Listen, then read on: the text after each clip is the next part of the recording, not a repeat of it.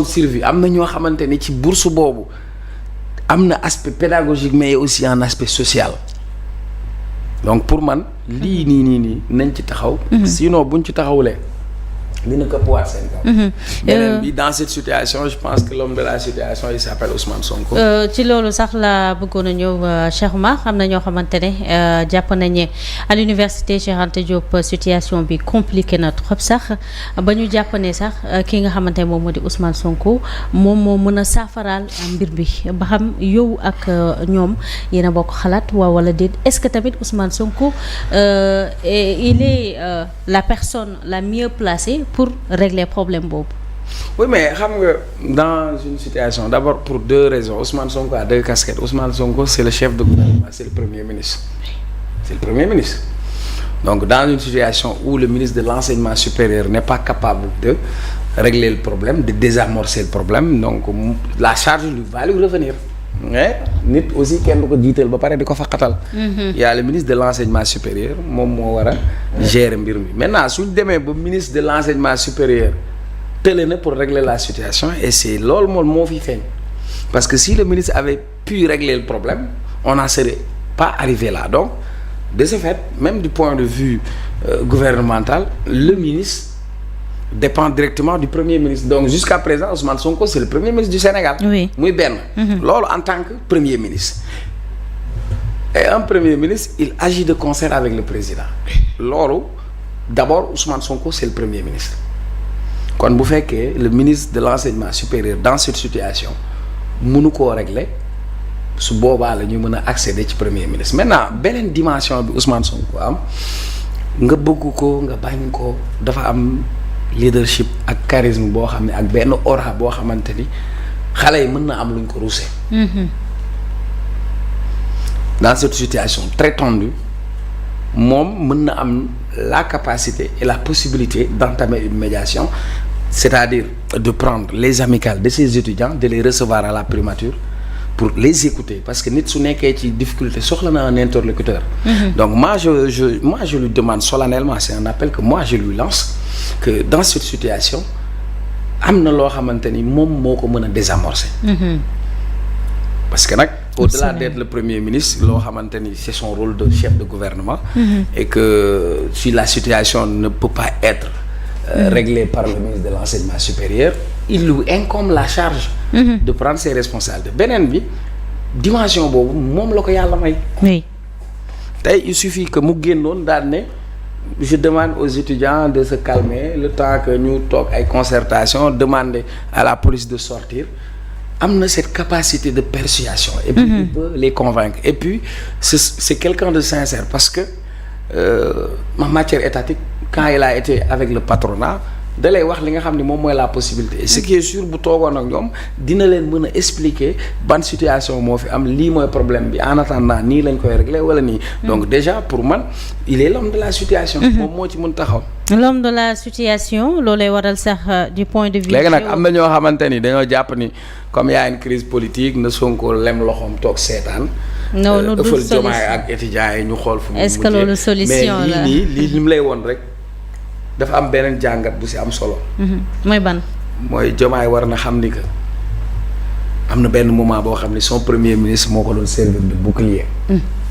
Diomaye war na xam ni que moom moo toog mu ne il a le meilleur premier ministre et un bon premier ministre c'est celui qui résout tes problèmes. un bon premier ministre c'est celui qui anticipe sur les problèmes. un bon premier ministre moom la ñuy dal ci kaw waaye kenn du dal sa kaw. mais bi coow li amee. lépp tey ci kawam lay këpp. oui kon war na xam rôle bi nga xamante ni. Ousmane Sonko mu ngi ko am ci wetam. donc su fekkoon ni amul kooku ça poserait problème. maintenant je suis pas d'avis que ñenn ñi di ko yóbbu sur une vocation politique waaw Sonko Diomaye crise politique bi Diomaye na toog pour man il n'a pas le droit. seetaan. état la les politiques la même au-delà de état. ak lu mu mën a doon Sonko moo fi indi Diomaye. bu Diomaye lajjee Sonko moo lajj. dëgg la. loolu moom mooy dëgg. loolu am na. léegi nag pour man am na fu ñu toll. comme moom am na capacité mën na leen déglu bu leen woolu woon rek ne maa leen di déglu rek loolu dina tax sax yëf yi xaw a sedd.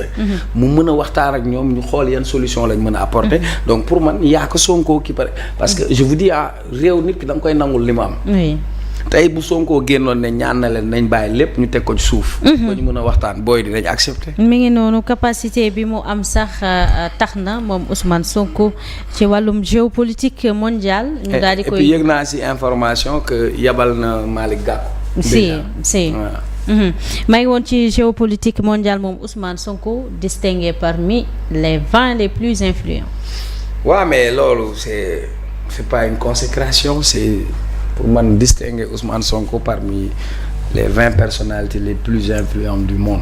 Parce que Master of War loolu c'est du Sénégal. Je crois que bitim réew la. ñoo xamante ni c'est très réputé et puis du moom kese ci la ñu gis sax en premier ministre on a vu des dirigeants du monde. ay nit yoo xamante ni ils sont dans l'intelligence artificielle dans l'économie. mais loolu dafay firnde rek li ñu doon wax parce que influence Ousmane Sonko dafa dépasser Sénégal en fait. les gens ne comprennent pas la dimension de pour comprendre ou savoir un peu de la renommée de Ousmane Sonko il faut sortir du Sénégal en fait. Absolument. Moi je l'ai vécu en 2021. Au Cameroun. Je suis allé au Cameroun. Non, j'étais d'abord allé au Congo. Au Congo. Quand je suis arrivé, wallahi wal azim.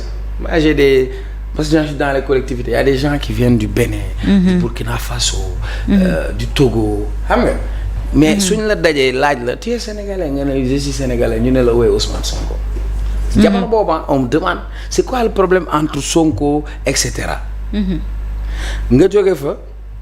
nga dem ci yeneen dëkk Afrique. oui am ñu créer seen parti tuddee ko Pastef au Cameroun.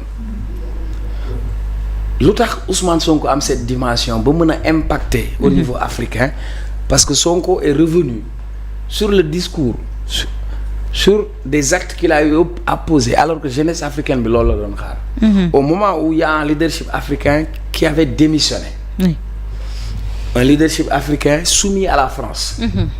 Mais quand Ousmane Sonko est venu, discours bi mu tenir, tu vas voir du Thomas Sankara dans son comportement, dans son discours, tu verras le discours de Frantz Fanon, tu verras Kwame Nkrumah, qu'est-ce qui revient tout le temps dans les discours de Ousmane Sonko? Il te parle de la question de la souveraineté. Les idées de Cheikh Anta? Oui, bien sûr. Souveraineté. Qu'est-ce que c'est que la souveraineté? Est-ce que ça doit être des discours, mais à travers des actes? Exactement. Sur des questions notamment monétaires comme le CFA, Ousmane Sonko s'est toujours engagé sur la question du CFA. Sur des questions de souveraineté, on l'entend. La fermeté que Ousmane Sonko a vis-à-vis de nos rapports avec la France, mais ça c'est des discours retentissants. Donc aujourd'hui, on ne peut pas faire l'Afrique sans Ousmane Sonko. Et tey Ousmane Sonko, c'est une voix audible qui représente l'Afrique. Et pourtant, je ne parle pas du point de vue institutionnel parce que du point de vue institutionnel, il est un premier ministre. Mais pas n'importe quel premier ministre. Donc, à ce niveau, c'est niveau leadership. Donc, il a déjà marqué l'histoire politique du Sénégal et de l'Afrique. Loolu mu neex leen mu naqari leen tey moo tax mu am cette renommée. Et donc, quand on le met parmi... moi, je disais qu'il est le maître du jeu politique, mais aujourd'hui, il fait partie des maîtres. Parce que dès l'instant qu'on le cite parmi les personnalités les plus influentes... Et ce qui est plus grave, Cheikh Oumar, distinction boobu nga xamante ne Ousmane Sonko am na ko da ngay gis rare journaliste ñoo koy wax quand même fii. waaw mais de toute façon pour man il y a une évidence c'est-à-dire parfois nit ñi duñu j'ai du mal à comprendre les gens parce que nit mën nga ko bañaa man nit nu muy bañee nit sax ma looy sa problème c'est-à-dire nan nga mën a bañee nit quoi. nit ki mën nga bañ a bokk ak moom gis-gis mën nga bañ a bokk ak moom xalaat mën nga bañ a bokk ak moom sax bëgg-bëgg su la neexee. mais da nga koy nangul li mu am. da nga koy nangul li nga xam ni moom la am parce que Ousmane Sonko c'est un phénomène politique en fait. Et pourquoi moi quand je donne l'exemple de Lionel Messi. C'est pas mon joueur il s'appelle Sadio Mané.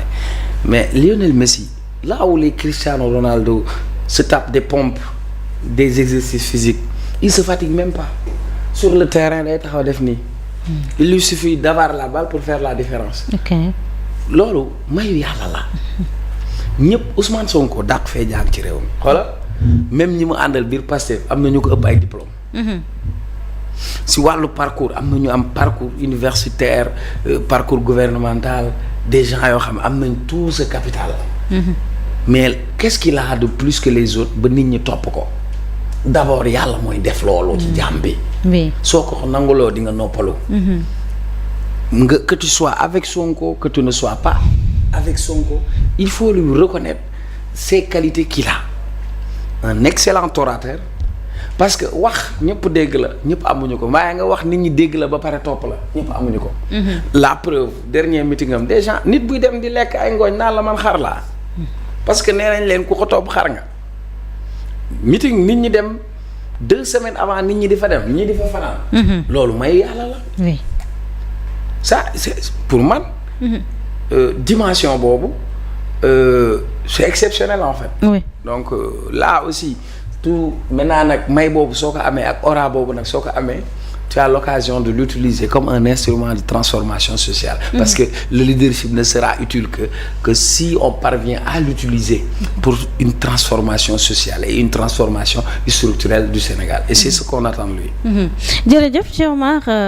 yàlla de billaahi wallaahi gis nga xam nga Sénégal parfois da ngay wax sax ñu am fi ñu la féetale. wallaahi yàlla moo bëgg dëgg. am na loo xam ne du neen soxna si am na loo xam ne du neen gënu fee rafet gënu fi juddu dàqu fee jàng lan la am màcc pastivalda nit ñi di ko màcc. nekk bañ a dugub. waaw léegi nag boo ko nangulee da nga koy nangu. nga bañal ko yaa xam. mais lii c'est une réalité. c'est une réalité. mais yàlla la jamono bu nekk ak ko moom la. jamono ji jamono la ma ne la déggoo li ma la jamono ji yoo xoolal ni mu tàmbalee Ousmane Sonko. moi j'étais là Ousmane Sonko campagne bi mu ko njëkk a gis mu ngi ànd ak ñaari nit yu muuru. ak ay pa buy wax sax da ngay romb affaire parce que da nga naan waa kii kàlla yaa ngi dégg fan la commencé plus fort reste. xam la ma plus fort reste séddale nañ poste député ba mu jeex mais décide bi ñi matalul parce que benn député dafa am nombre de voix yoo war a am pour nga am ko matalu ko ñu jox ko plus fort reste mu dem assemblée mel ni benn yamb ci caaya taxaw am discours boo xamante ni moment bi nga xam ni sénégalais yu bëri dañoo dëdd politique wala jéppi nañ yenn pratique politique yi mu ñëw incarner yenn valeur mais et puis il a eu le courage de faire face Ousmane Sonko à lui tout seul il a eu à faire face à un appareil d'État. ba tey mu taxaw. nekk lu jafe. loolu mu dund yëpp. ba egsi fii waaye yow koo xam ne bu ne woon Ndiogou Afia yaay sama candidat heure bi Ndiogou Afia mooy nekk palais di Sam Fall di segg café. absolument bu taxawoon ne Ouzin Barago yaay sama candidat heure bi mooy dem palais naan vuruj varaj. wallaay.